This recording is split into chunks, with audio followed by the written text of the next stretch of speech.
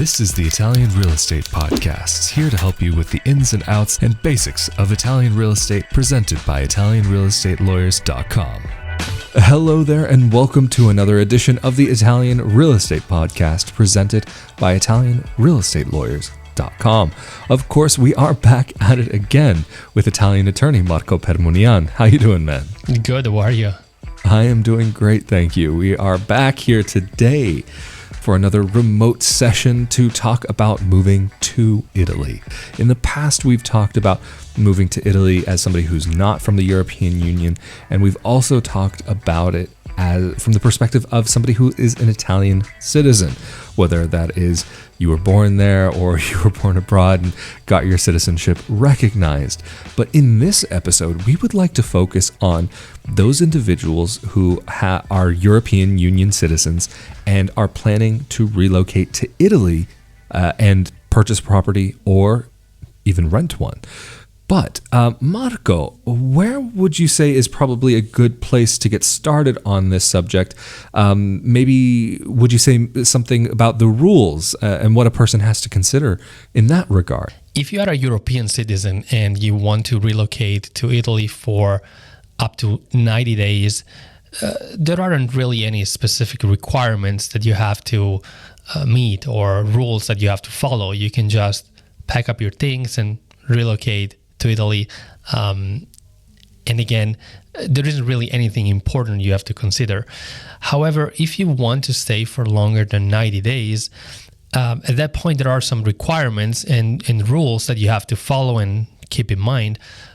For example, if you decide if you're planning on staying for longer than 90 days, you have to remember to register as a resident in Italy.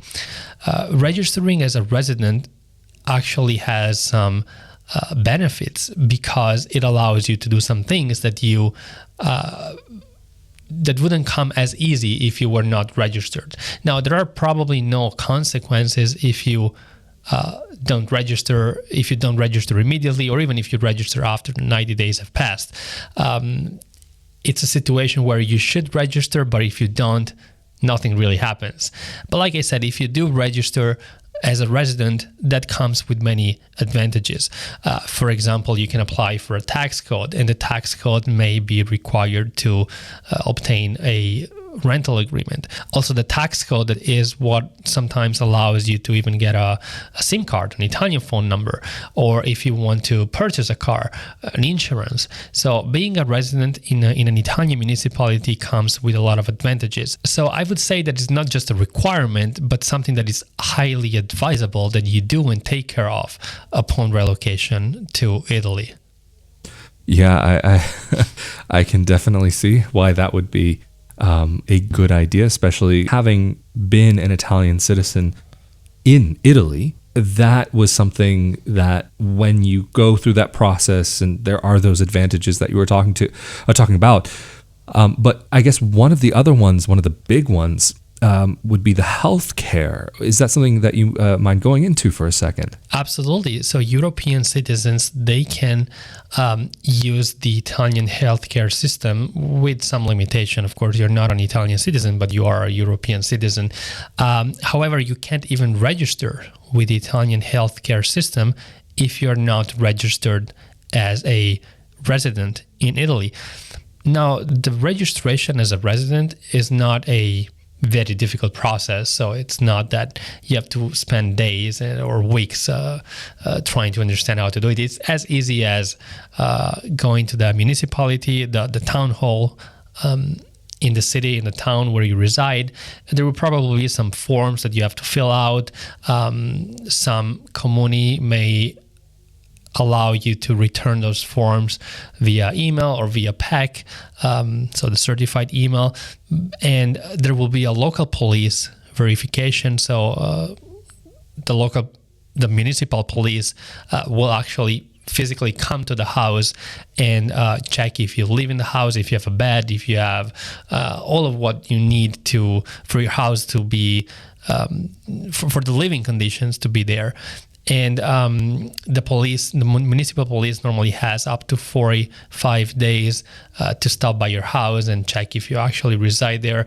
But it normally takes just a few days after you initiate the registration process. And by the way, this registration as a resident is something that also happens in most of the other European countries. So in the opposite situation, if you are an Italian who relocates in another European country, needs to register as a resident normally if they're planning on staying for longer than 90 days. So although the rules are not the same, although there is no maybe police verification in other countries, but also most of the other European countries do require that you register yourself as a resident as a rule, but also to access many of the advantages that are connected to being a resident in that specific European country. But even you mentioned about the police check and actually that they do come to your home.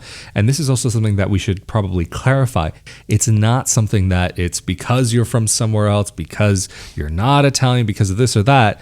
This happens to everybody. If you're an Italian citizen who was born and raised there, if you're an Italian citizen who is from elsewhere outside of the country and born and raised abroad, this is everybody across the board. I've had it happen a number of times because I moved a number of times in Italy. And for people coming from other nations, they can see this as something that's a little bit daunting, and it's something really not to worry about. Every experience that I had, I have to say, was actually quite positive. The first time it happened, it was a representative of the police from the comune, from the city hall. It wasn't actually the police officer.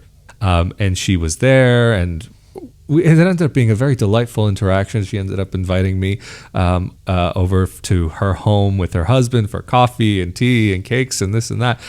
And that never ended up happening. I never took that opportunity.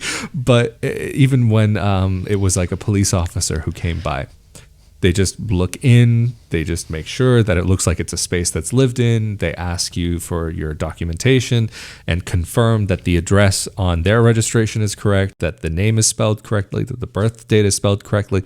It's very simple stuff. It sounds maybe a little bit more scary than what it is. But going on to, I guess, another part of this process, what would you say is another thing that a person should start thinking about or considering when they are going through this process of relocating to Italy? Thank you. That was actually a very accurate description. So just to recap, even if you don't need any visa or residency permits, if you are a European citizen relocating to another EU country, you do need to follow these basic rules that come with many advantages. But to answer your question, probably the next thing that I would consider if I was relocating to Italy from another European country would be to open a bank account in an Italian bank. Although it's not absolutely necessary, especially because it's so easy right now to use a bank account in another European country, even if you're not living in that country, or even if you have to send wire transfers within the European Union from one country to the other EU country. It became so easy lately. So I wouldn't say that that it is absolutely a necessity to open an Italian bank account if you relocate to Italy, not even if you want to purchase a property or rent a property. So potentially you could keep your foreign bank account that is located in another EU country. But at the same time, it is so easy to open a bank account in Italy. It is as easy as showing up at the bank and just providing your identification documents, signing a couple of forms, and they open up the bank account for you. You can get the application for your smartphone. And so probably I would suggest to open a bank account, but like I said, it's not a necessity. Yeah, I can see how that could be. I mean, I guess in the end, it really just can't hurt. But like you were mentioning, even about the wire transfers within the SEPA system, the Single European Payment Area, or I think that's what it's called. The transfers of making even depending on your bank, of course, but some banks, they don't charge anything for transfers depending on the type of account that you have, or maybe they'll charge you €1, €2.50. I know in Italy, my bank account was like $2.50 for transfers, and that didn't matter whether it was domestic within Italy or if I was sending it to another EU nation. I think even to the UK, there would be a conversion fee for British pounds, but for actually doing the transfer, it didn't matter in that case. So yeah, it definitely makes sense that if you already have a European account in euros, because that's the other thing to consider, is that because of the European system that we're all, or at least most of us, are living in areas where we use the euro currency. But before we get into the subject of actually renting or purchasing in Italy, one thing that I'm sure many people will be concerned about and wondering what it will look like, taxation. How is that situation for the average person who might be considering to move to Italy? Definitely, I would consider speaking to an accountant regarding your specific situation. But in general, Italy, as many other European countries, doesn't tax its citizens. Rather, Italy taxes people who reside in Italy from a fiscal standpoint. Normally, that means that if you spend the majority of your time in Italy, so if you're relocating long term, you may have to consider filing your taxes in Italy, which may mean that you don't have to file your taxes in your home country anymore. Even if your income is in your own country, but now you reside in Italy, Italy may be the only country where you pay taxes. So ultimately, what counts is your presence in Italy, which needs to be more than 180 days, so more than half a year. In that case, you may have to file your taxes in Italy, but it also makes sense if you're relocating to Italy long term. If you make Italy your home, even if you have your business abroad, you may end up having to file your personal taxes, at least in Italy. Yeah, that makes sense that this would be the potential. Again, as you were mentioning, because it's not like the United States or the other couple of countries out there where taxation is based on citizenship. So it's a very interesting point to consider there. Even for those of our viewers and listeners who may be listening in and have Italian citizenship, Italian dual citizenship, this is another very interesting piece of the puzzle about being an Italian dual citizen. But of course, for more on that subject, be sure to check out the other podcast that Marco and I do, the Italian Citizenship Podcast. But Marco, maybe it's worthwhile getting into the subject of the actual process or maybe not the full process, because we've touched on that before, but what a European citizen might have to go through purchasing or renting in Italy. Maybe we should start with purchasing. What would that person want to go through or start considering once they've done a lot of these other things? Because I'm assuming also the residence may be contingent on whether they've found a place to live or some of those details. Of course. So European citizens, they can purchase properties in Italy without limitations, without having to be registered as residents. So even if they want to purchase a second house, a vacation home where they can spend some time during the year, they can do that without any sort of limits. So it's not necessary to be a resident of Italy. It's not necessary to have a bank account in Italy. Having a bank account may facilitate some payment processes, like if you have to pay your annual taxes, which in Italy are very low, if you have to pay common charges, utility bills, it may be easier. Yeah. Well, especially utilities. No, that's definitely accurate. Yeah, no, I mean, like, yeah, for internet specifically, like, or even phone, a lot of companies want to have a direct debit, and they won't allow you to have that contract unless it's a direct debit. And a lot of those companies will only accept an Italian bank code, even though by European law they're supposed to be able to accept any from any Italian SEPA, or not European SEPA IBAN code, but in reality they want Italian IBANs. But sorry, that was a good point. And the thing is, you may need a tax code. You may need a tax code to purchase the property or to set up utility bills, set up the phone bill, internet. But I said before that the tax code is given to you if you reside in Italy, but they make an exception normally if you are purchasing a house in Italy and you don't want to go reside in Italy, meaning that when you're purchasing a property and you reside abroad, you are allowed to get a tax code from your local Italian consulate. Sometimes even by visiting Italy, some offices will give you a tax code. But when it comes to renting a property in Italy, in that case, being a resident may make a difference, meaning that, of course, it's not a legal requirement to reside in Italy and be a legal resident of Italy to rent a property. You can rent as a visitor, but especially if you're not renting in a tourist city, or if you want to rent a long-term property, the owner may feel more comfortable if you're a resident, if you have your tax code, if you have your Italian ID, all of the things that you normally get when you're a resident. So it may be more difficult, though not impossible, to rent a property in Italy without the intention of relocating to Italy long term, unless of course it's a tourist area. If you want to get an Airbnb, of course that's not a problem. If you want to rent for a few days, for a few weeks, if you want to rent in a city by the sea, that's going to be the issue. But if you're planning on moving to Italy permanently, then becoming a resident, even if you're renting, may be the better solution. Well, also, correct me if I'm wrong here, but it's not just if you want to move to Italy permanently, but any time that it's over 3 months, then that's when some of these situations start to come into play, like even for Airbnb, that they won't want to rent if it's longer than that 90-day period. When it goes beyond the 90-day period, it starts to be considered as a long-term situation. I get it. It makes sense. So it's just that legal classification, which gets changed there.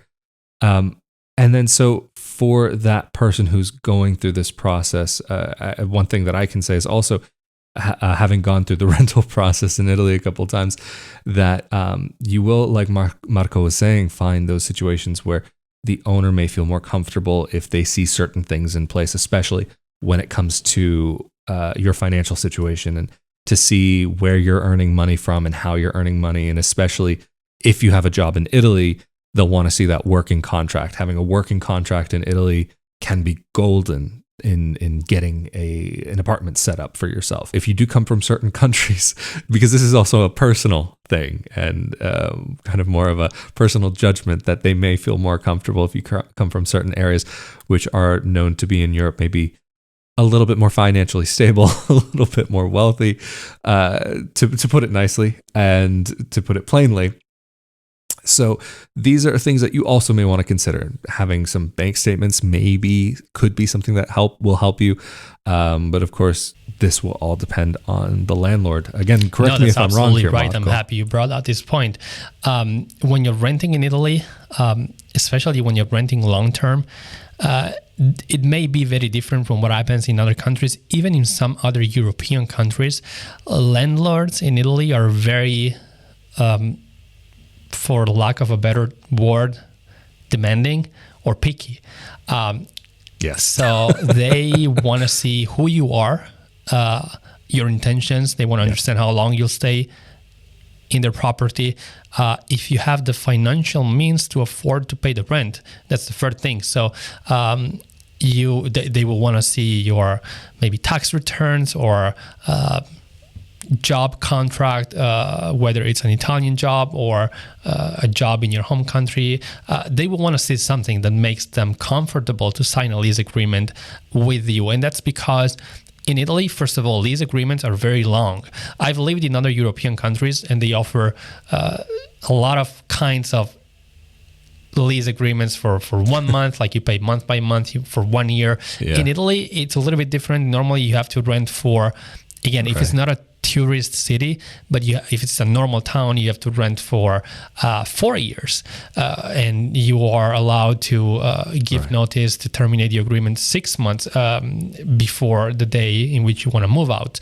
So it's not that you are obligated to use the apartment for 4 years. You can give notice and get out in 6 months, sometimes 3 months. Some people are able to put a 3 months termination notice on the agreement. But in Italy, because the eviction process is so difficult for the landlord, they kind of want to make sure that you're the right person to use their property, that you will not damage their property. So they want to see who you are at the end of the day. No, and I mean, look, it's a fair demand to make sure that whoever's going to be in your apartment actually has the ability to make it worth your while. Because as a landlord, you may have a mortgage that you're paying, and maybe that rent is going towards paying the mortgage, or maybe you have certain obligations in your own life, and maybe you've already paid for everything, and maybe that rental fee will cover certain costs in your life, or even to pay the taxes on that property. Not that they're so high in Italy, but I guess maybe just on that note, for those individuals who are thinking about purchasing property in Italy, what would those annual property taxes potentially look like? I know it'll change depending on the location, but just as a rough idea. Depending on the location, and assuming it's not a luxury property, they will be very low. So hundreds of euros, definitely not thousands of euros. So they're very reasonable. You do have to pay every year, but it's not a huge amount. And then also you were talking about the charges that you'll have if you're in an apartment building. What would those normally look like? What type of fee structure is normally in place? If you're renting or if you own a property in a condominium complex, you'll have, of course, to pay common charges regarding the costs related to the common areas. So it depends on the type of building. If it's a huge condominium complex, if you have 3 elevators, or if it's like a small complex, which in Italy are very common, maybe with 5 or 6 units, the situation will be different. So it kind of depends on the specific case and situation. But basically, these common charges will include cleaning of the stairs, the electricity to run the elevator, or the electricity in the stairs, or the electricity to open the gate to access the parking area. And in Italy, if the complex has more than a certain number of units, by law, you need to appoint a property manager, which is normally a third party. It's not somebody who actually lives in the property, but it's normally an accountant or somebody that does that for a living and that manages different condominium complexes. And so I guess one other thing that is not uncommon in Italy, but not something that you find everywhere, and that will be communal heating. How does that normally work in a building? Just because that's something that I know could be maybe a little bit different than what some people may be used to from other places. Well, in Italy, especially in the city center, we have older condominium complexes. So you may find yourself in a situation where the heating is like centralized. So it's common to all the units in the complex, which means that everyone pays based on how big their apartment is. Now, because that carried disadvantages for those people who had a large unit but were not maybe really spending a lot of time in their unit and had to pay anyway based on how big the unit was. A few years ago, a lot of condominiums started to install these devices on the heaters inside the unit that are able to basically calculate how much heating you're using from the complex, so that you pay only based on the amount of heating that is actually going into your apartment. So that was a big change for a lot of people, for the better, of course. And of course, the newest units, maybe outside of the city center, they have their own heating system, so they don't depend on the condominium complex. Well, that's good to know that there are those new apartments which may or may not have that communal heating. It is nice, though, that I'll say, having lived in some of these places, that there is sometimes, even if you're not using the heater in your apartment, there can be some residual heating that goes through the building, depending on what wall and how the piping goes through, that maybe you'll have a couple of walls in your apartment that may be a little bit warm, just because it carries the heat into other apartments from people who are actually using it. So it might not warm it up so much, but it might take away some of the bitter cold that you'll experience. But Another thing that I think is worth pointing out, that in some of the older buildings, that the communal heating can actually be a little bit loud, or maybe not loud, but you'll hear it. And maybe when it's kicking on, that you'll hear some banging on the pipes in the building, or you'll hear the water running through. But it is very nice, having lived in places where everything is autonomous heating, that you can have this ability to just turn it on and have heating, of course, during certain times of day. But I'm just wondering, is there anything maybe that we've missed so far that might be worth getting into regarding these topics of renting or purchasing in Italy as somebody who's coming from the European Union? Well, maybe just before we wrap up this episode, it's worthwhile to point out that, we spoke before about the necessity to register yourself as a resident if you are intending on relocating to Italy for more than 90 days. Not every property will allow you to register as a resident. For example, if you're renting through Airbnb, most cases that's not acceptable as a residency address. But even if you're renting through a landlord, you always have to make sure that the apartment is registered as a residential unit, because there will be some places that look like a residential unit but are actually registered as a commercial space. Of course, that doesn't really happen often, but it's always best to check that the zoning, that the apartment actually can be used as a residential unit, and that therefore you're allowed to establish your residency in that specific unit. I'm so glad that you mentioned that, because that's actually an issue that I ran into. I was looking in Bolzano for an apartment. I found a place, fantastic price, right almost exactly smack dab in the center. Perfect. Everything about the apartment was fantastic. But it was registered as an office space, not as an apartment. So that meant, even as an Italian, that I wouldn't be able to register and have that as my home and be able to get health care and take care of X, Y, Z, A, B, and C. So in the end, I had to turn that down. But just before we finish, and while we're on this topic, is that something, say, I'm assuming maybe in a rental situation, that it wouldn't be something that the owner would really want to change up. But say if you're purchasing a property in Italy and you find an apartment that you really like, but it's registered as an office space, can you go and actually change the registration and turn it into a livable apartment? Of course, definitely. That happened actually with a client who was very interested in an apartment. It was a unit that was originally meant to be an apartment, but at some point it was changed by another owner who wanted to set up the office there. So they changed the registration of that unit into a commercial unit. And then my client, he really wanted to purchase that unit. He really liked it, but it was a commercial space basically. But we ended up changing the registration very easily. It's not difficult. You have to do some paperwork, but it's definitely doable, and it doesn't really take a lot of time. It takes a few weeks.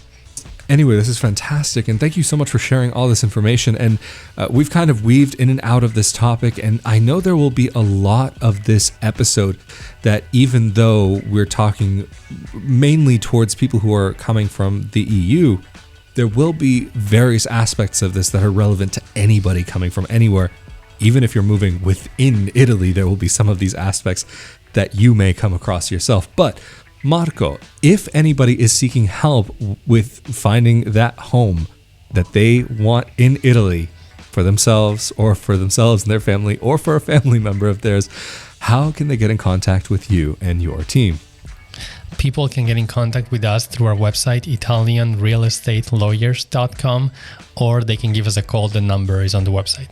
Absolutely fantastic. And of course, if you are interested in more content like this, be sure that you are subscribed to the YouTube channel as well as the audio only podcast. But of course, if you are subscribed to the YouTube channel, you are automatically also subscribed to the Italian Citizenship Podcast, where Marco and I also talk about a lot of related topics, going more into the details and the nitty-gritty of getting Italian citizenship and legally residing in Italy, and a lot of other details that are in that realm. Also, if you're interested in more about life abroad, living abroad, life in Italy, life in the European Union now as well, be sure to come over to my YouTube channel, youtube.com/Rafael Di Furia, or you can search up Not Your Average Globetrotter on Google or YouTube, and you'll find also the audio-only version podcasts. But, of course, thank you again so much, Marco, for making yourself available for another episode. Of course, this has been the Italian Real Estate Podcast presented